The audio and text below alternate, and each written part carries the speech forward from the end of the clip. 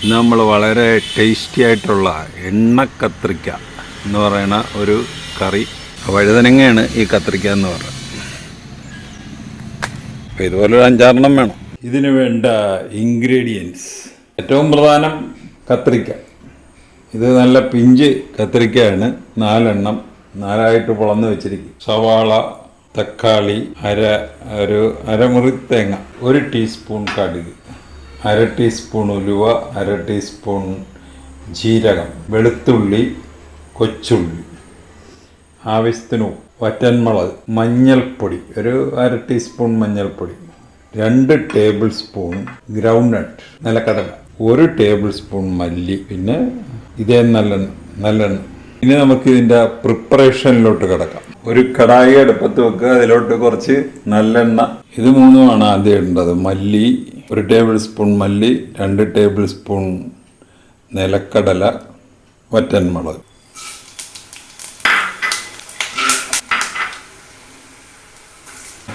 ഒരു ലോ ഫ്ലെയിമിൽ ഇട്ടാൽ മതി. നമ്മൾ തക്കാളി പുളിക്ക് തക്കാളി അത് കൂടാതെ വളംപുളി വേണേൽ അതും കൂടെ ചേർക്കാം. ഞാൻ എടുത്തു വെച്ചിട്ടുണ്ട്. പുളി പോരാങ്കിൽ അതും കൂടെ ചേർക്കും. അതെല്ലാം ഒന്ന് വഴന്ന് കിട്ടിയിട്ടുണ്ട്. ഇപ്പം ഇനി ഇതിലോട്ട് തേങ്ങാപ്പീര, തക്കാളി, സവാള, പുളി വേണമെങ്കിൽ അതും കൂടെ ഇടുക. അല്ലെങ്കിൽ പുളി ഇഷ്ടമില്ലെങ്കിൽ തക്കാളി മാത്രം മതി.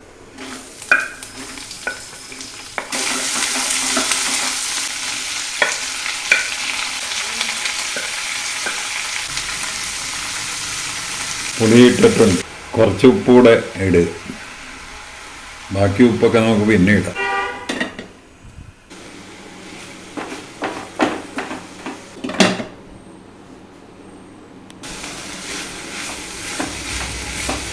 അപ്പോൾ ഇത് ഒരുമാതിരി നന്നായിട്ട് വഴന്ന് കിട്ടിയിട്ടുണ്ട്.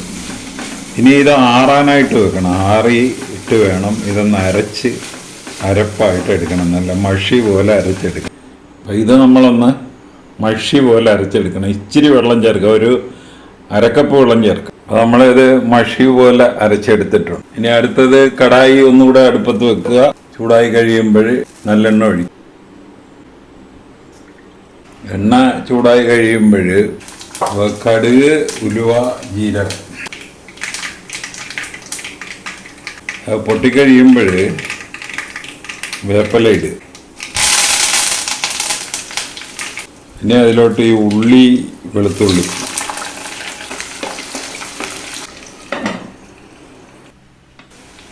ഇതൊന്ന് വഴന്ന് കിട്ടിയിട്ടുണ്ട്. ഇനി നമ്മൾ ആ മഞ്ഞൾപ്പൊടി, ഇനി ആ കത്രിക്ക മൂടി വെക്ക്. 1/2 മിനിറ്റ് ഇടവിട്ട് ഇതിനെ ഒന്ന് ഇളക്കി കൊടുക്കണം. മൂടി വെക്ക്.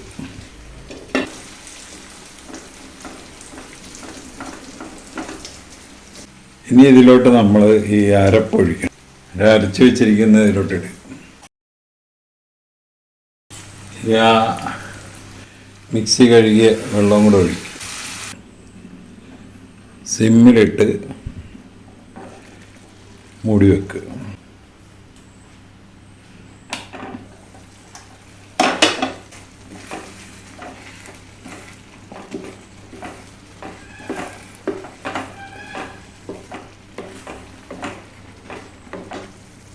ഇതിൻ്റെ എണ്ണ ഇതുപോലെ തെളിഞ്ഞ് വരും.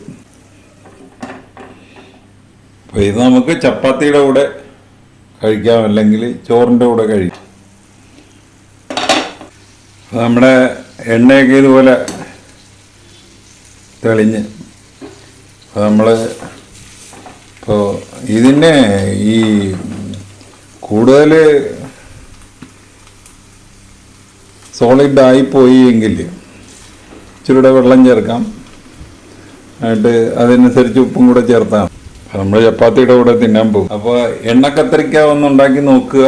ഈ റെസിപ്പി അനുസരിച്ച് ഒന്ന് ഉണ്ടാക്കി നോക്കുക. ഉണ്ടാക്കി നോക്കിയിട്ട് ഇഷ്ടപ്പെട്ടുവെങ്കിൽ ഞങ്ങളുടെ ചാനൽ സബ്സ്ക്രൈബ് ചെയ്യുക. വേറൊരു വീഡിയോ ആയിട്ട് നമുക്ക് വീണ്ടും കാണാം. Thank you.